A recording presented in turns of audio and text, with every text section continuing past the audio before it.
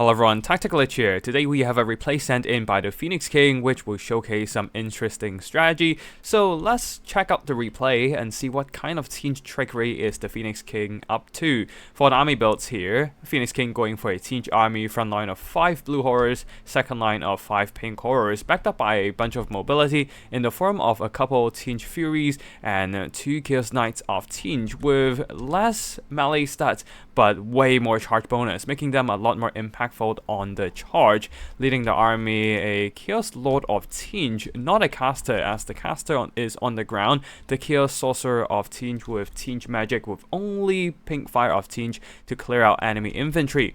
On the other side of the battlefield, Balthasar Gelt leading an Empire army, front line of spears backed up by a ton of halberds for their anti-large armor piercing values, and in the middle of this Empire State Troop box, a ton of missiles. Huntsmen, more huntsmen, and some Hawkland long rifles as well. They are backed up by a ton of Empire Knights with their armor and charge bonus, providing some mass to block up enemy mobility. And leading the army, Balthasar Gelt with Searing Doom and the Plague of Rust. A very strong combo if synergized with the Huntsmen, using that armor debuff to boost the damage of their non-armor piercing anti-large damage. And yeah, that's it for the army builds. Now let's get the battle started. In this battle, the Empire does have the range advantage here with their Hawkland long rifles. It's been a while since I've seen these sniper rifles in action, but their accuracy and penetrating power means that they are very good against infantry formations, just striking multiple unit models at once, doing massive damage, and they're aiming down at the horrors right now, the first thing into their range. And one volley should be able to do some pretty good damage. Yes, as you can see here, almost the entire barrier is knocked out. They'll probably have to shift their targets over onto the pink horse next though, because they are the more expensive and more cost efficient option to shoot at. And the Tzeentch army has no choice but to just rush as fast as possible and get those horrors into firing distance. Good news is that they do have the sheer volume advantage here. With 5 units of blue horrors, each with 160 models, they can simply rain down warp flames onto the Huntsman formations and overload these Empire missile troops. Of course, Empire isn't just gonna let them walk up and shoot, so they are pushing up some Empire Knights, but Tzeentch also intercepting them with the Tzeentch Lord and some Furies. The Furies took a bit of friendly fire, but that is more than enough to push back the Empire Knights, with the Chaos Knights of Tzeentch with lances threatening for a lancing charge against the Empire Knights. Halberdiers will be responsible for screening off these armored cavalry as the Empire Knights pull back. On the other side, without the Tzeentch Lord, the Empire Knights actually get a charge on a blue horror unit, doing some really nice impact damage. The Furies and the Chaos Knights with lances are counter-charging, trying to push back these Empire mobility. Chaos Knights of Tzeentch on the other side eating a Plague of Rust, so they'll be taking more damage from the anti-large fire of the Huntsmen, but the Huntsmen right now have more pressing issues to be worried about. Pink horrors and blue horrors are in range and they're raining fire into the Huntsman formation. One of them has already been routed, the other one also not far behind. A Searing Doom dropping some HP off the blue horrors, but the blue horrors, due to their loose formation, are not taking that much damage and continues to rain fire onto these poor Huntsmen. And the Hawkland long rifles are also being pushed back as the Chaos Furies are in the middle of the box harassing the Empire missile units. Empire Knights are still pushing on the flanks with some Halberdiers backing them up, but these Empire Knights have taken a lot of Overwatch damage from the horror firepower and also Tzeentch Chaos Knights, running them down with their charge bonus. Some Halberdiers managed to catch the blue horrors in melee, driving them back, but I do think that anti-Kaiju, the Empire player, is making a bit of a mistake. The spears are holding at the back there, not really pushing up, and they could have been using these melee infantry to put some pressure onto the horror front line, at least drag them into melee and stop them from firing. But right now, the spears are standing around doing nothing, while all the Empire Knights are in the front line. Nothing to protect the back line here, as the Tzeentch Lord is going after Balthasar Gelt. Balthasar Gelt on foot and being a inferior fighter. He has no way to fight back against the Chaos Lord of Tzeentch other than to just run into the middle of the Halberdiers. An overcast spell gone wrong for Balthasar Gelt, a Searing Doom. doing a lot of damage to the Chaos Knights, but at what cost? Balthazar Gelt is now down to 1/3 of his HP, and the Huntsmen nearby are also taking more and more damage from all the horrors.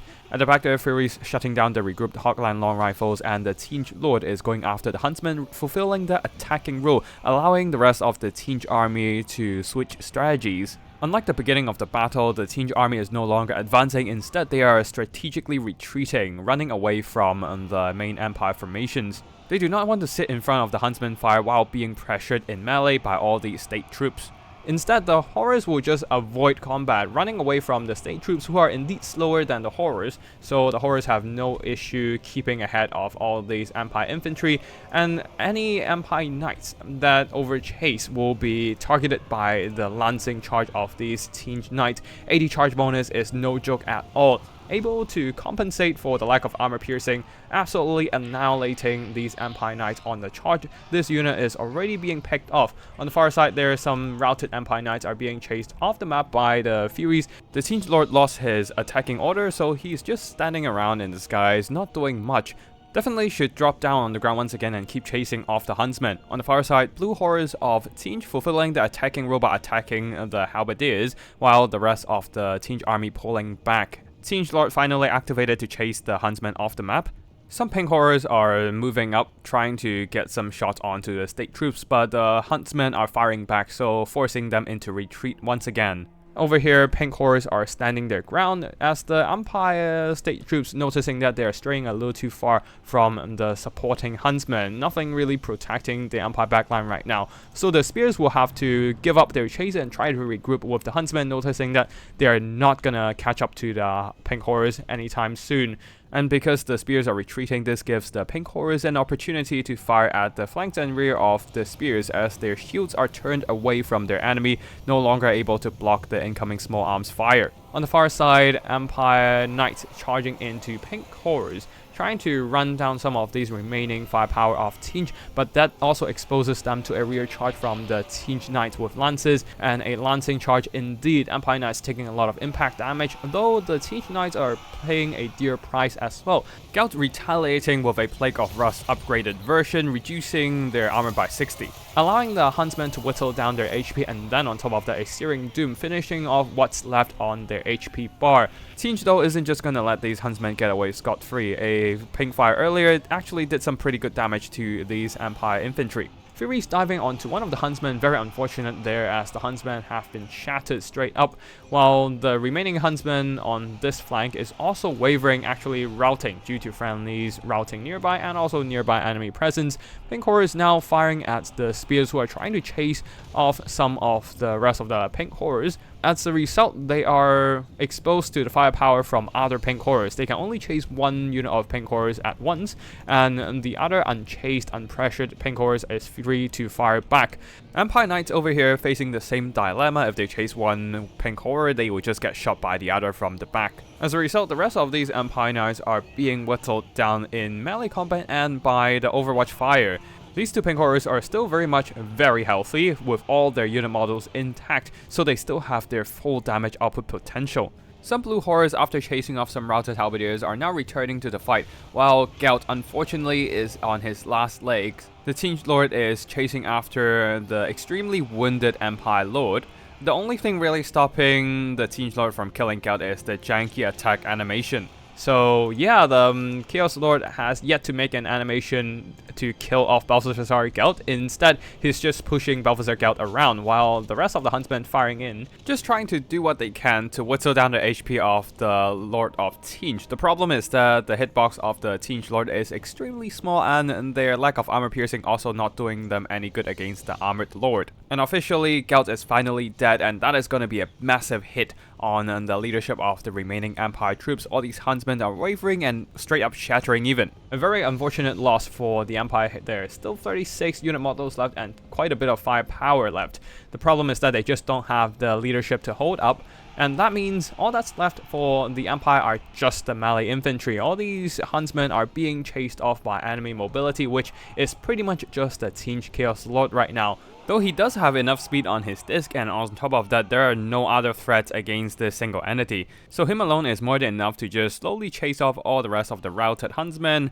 Meanwhile, some blue horse pinning down the spears, allowing the pink horse to fire into their rear. These spears are trying to catch the pink horse in melee, but pink horse are definitely not giving them the chance, just avoiding melee combat, leading the spears into a wild goose chase. Phoenix King doing a really nice job avoiding melee fights when he doesn't have to take them, conserving the fighting power of all these pink horrors, while the pink horrors that are not being threatened are free to just shoot at any nearby state troops. The remaining Empire infantry are too busy chasing after targets they can't catch up with, or being shot by a bunch of pink fire, a bombardment ability, the tier 3 army ability of Tzeentch, nuking a bunch of halberdiers, and that shall be the end of the game as the Empire army throws in the towel. GG to both players, and now let's have a look at the army performances. Phoenix King's approach of pulling back those pink horrors and try to conserve them in the late game has really paid off, leaving two very healthy units of pink horrors in the end, as they have conserved all of their HP, or at least almost all of their HP, and definitely all of their unit models, allowing them to just pepper down the Empire troops who have lost all their huntsmen in the end.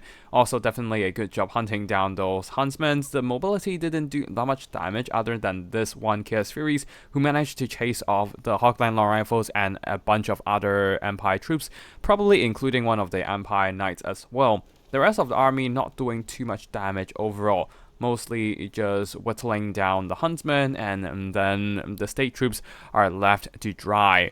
The Empire army did some pretty good work with the huntsmen, but unfortunately they just got out-traded by the sheer volume of warp flame fire from all these pink and blue horrors. They just don't have enough bodies to fire back against the demon infantry. I do think that Anti-Kaiju made a mistake of leaving the spears in the front line sitting around for a little too long. If he pushed up those spears a little earlier, maybe the blue horrors would be silenced and would not be able to do as much damage against the huntsmen. The Empire Knights unfortunately being shot by both of the horrors and being charged by the superior Lance's Tzeentch Knight. They didn't do that much damage overall. Only one of the units were able to almost earn back all their value.